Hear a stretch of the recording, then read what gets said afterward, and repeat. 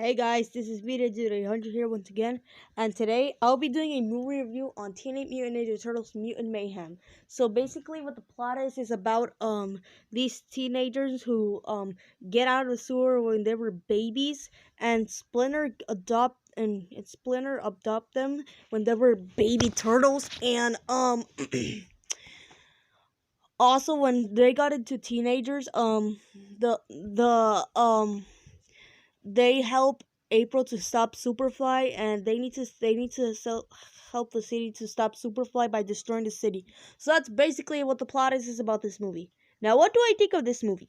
Honestly, this movie is a really fantastic movie from 2023. And honestly, let's talk about the animation. The animation in this movie is incredibly amazing. I love the animation. I love the story in this movie. The story in this movie is really good. Yeah, sure, some people call it generic, but I don't find it generic in my opinion. I don't really find it that generic. And let's talk about the controversy about April. Yep, that's right. This happened ever since the teaser trailer came out back in March, and people were saying, "Oh, April's supposed to be white, no, blah, blah, blah, blah, blah, blah." Shut up. Shut the fuck up. And, guys, race swapping is not a bad thing. Yeah, sure, it happened with The Little Mermaid. I didn't mind that. But with the actress who played, the girl in the West Side Story movie, I'm sorry, but what was Disney thinking? Yeah, I am not excited for the Snow White remake. I'll probably do a trailer action / rant to that trailer when it comes out. Maybe it will come out in September. Who knows? And yeah, sure, the voice actor is voiced by the same actor who played Velma from the Velma series, which honestly, I refuse to watch Velma. That show looks so awful. I know a lot of people hate that show. Even Nick Hicks 2001 hates that show. I'll probably do a video why I won't watch Velma maybe in October, because that's part of like a Halloween, like a spooky show for Halloween for the month of October. So anyway, race swapping isn't a bad thing, you guys. Just stop thinking about, oh, race swapping should exist. No. Like, it's not a big deal, guys. Just chill out. Alright, let's talk about the characters in this movie. Michelangelo is such an awesome character. Ralph is an awesome character. But you know who are my favorite characters out of the Turtles? Leonardo and Donatello. Yep, I love both Leonardo and Donatello. Yep.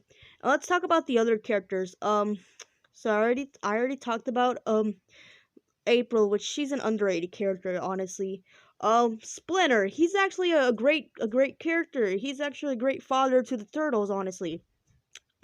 And we're also gonna get into the villains of the movie. Superfly. Wow. This guy is so badass. I would take a spin-off movie or a video game out of this guy. And we also got the Rhino guy named Rocksteady, and his other, I think it's his brother Bebot. Bebot, he was voiced the same. He's actually voiced by Seth Rogen, aka the same guy who voiced Donkey Kong in the Mario movie, which both Rocksteady and Bebot are great characters from the movie. They're great characters. And we also got this guy who's actually Michelangelo's friend. I forgot what his name was, but he was actually in the trailer when Michelangelo asked him if he knows how to drive, and then the little guy said no. And I forgot what his name was, but comment down below if you guys remember his name. I forgot his name.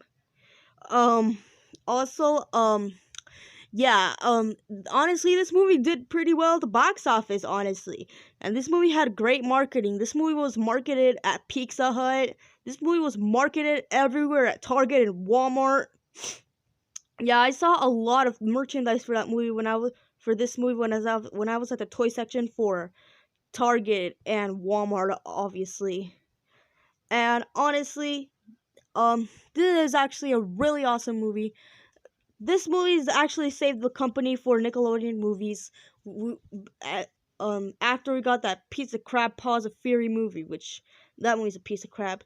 And I know the next movie we're getting after this movie is Paw Patrol the Mighty Movie, which honestly, even though I do not like the first movie, I think the first movie is overrated. But honestly, I'm actually excited for the Mighty movie. That actually looks promising. And I will go see it in theaters after I go see Gran Turismo. I might go see Gran Turismo. I will go see Gran Turismo, but I don't know what day, but we'll see. And I had a really fun time seeing this movie in theaters. There was actually the theater was pretty packed, but there were not much of an audience reaction, but at least the people in the theater enjoyed the movie. So yeah. And also that post-credit scene was actually really good. I'm not going to tell you what it was due to major spoilers.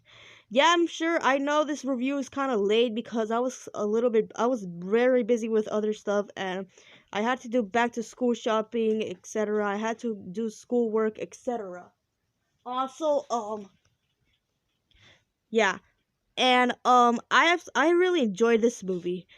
And I also like the animation in this movie. Yeah, sure, but this movie is definitely not as good as Across the Spider-Verse, aka one of my favorite films of this year and my favorite movie of all time. No longer Frozen 2. Frozen 2 is a good movie, but it's not a masterpiece. Highlight that, Frozen Thing Studios. Yeah, that's what you get. So yeah. So overall, Teenage Mutant Ninja Turtles Mutant Mayhem is a masterpiece. I actually really enjoyed this movie. This is honestly one of my favorite animated films of 2023. I will put this at number 4. Number 5 is Ruby Gillman. I don't know, one of the weakest out of the animated films. Number 3 is number 3 is going to be let's see. The Mario movie. Number 3 is Mario. Number 2 is Elemental. And number 1, of course, Across the Spider-Verse. And maybe Wish might top as my favorite animated film from this year. So maybe. We'll see. Yeah, and honestly, 2023 of animated villains are actually really good, especially from 2022. Yeah, sure, Puss in Boots: The Last Wish is not a movie from 2023, but that movie came out in different countries in 2023, so deal with it. And we also, in 2023, we got 2022 or 2023, because Puss in Boots: The Last Wish came out in some countries in 2023. Death is an amazing villain. Then we got Bowser from the Mario movie. He's such a wonderful villain. Then we got Chelsea from Ruby Gillman. Honestly, not a fan of Chelsea. Definitely one of my least favorite DreamWorks villains. Even though she's actually a twisted villain, but oh well, whatever. We also got Superfly in this movie, which he's an awesome villain, honestly. And we're also getting, in November of this year, we're also getting that villain guy from the Disney movie Wish, which, oh man, thank God, finally Disney's coming back with their animated films and villains. So yeah. And also, so yeah. So overall, Teenage Mutant Ninja Turtles Mutant Mayhem is a masterpiece. I absolutely enjoyed this movie.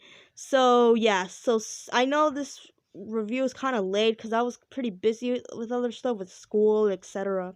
But I will do a TV show review on Bluey maybe sometime this month, and I will do a movie review on Puss in Boots: The Last Wish tomorrow, and my rant on, Punishment Day videos. I don't know when, but I might double check my community tab when I announce all of my reviews / rants for this month in August, which August is almost over, guys. So yeah. Alright, guys, I'll probably watch this movie when it comes out on Blu-ray, because I do not have Paramount Plus, because Paramount Plus is expensive, so I'd rather buy this movie on Blu-ray when it comes out on Blu-ray. So yeah.